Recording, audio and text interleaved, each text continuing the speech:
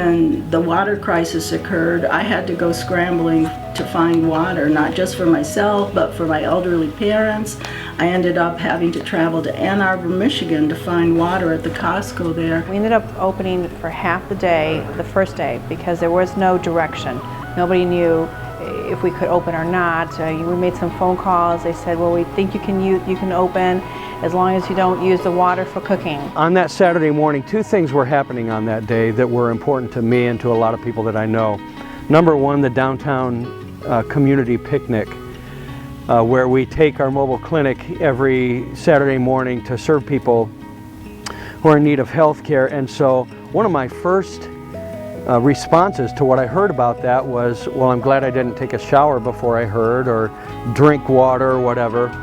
But I was thinking about the people downtown that I was going to be seeing about an hour from that time who don't have the opportunity, in most cases, to even hear news like that. And they didn't have access to like bottled water, which everybody was doing that morning. By the second day, they said absolutely everybody has to shut down.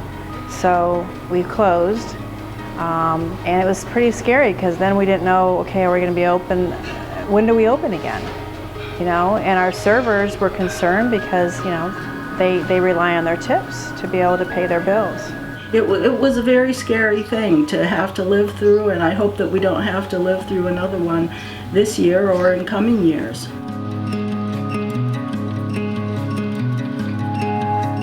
A certain amount of algae is necessary, so we need some algae in the environment. I always describe it like calories. Too much of a good thing is bad, and we're in the bad state right now where there's just too much coming in. The algae is caused by runoff from agriculture, fertilizer and manure, from wastewater plants, from stormwater sources, from failing septic systems, and something as simple as, you know, putting phosphorus on lawn fertilizer when you don't have to. 1 pound of phosphorus equals 300 to 500 pounds of wet algae.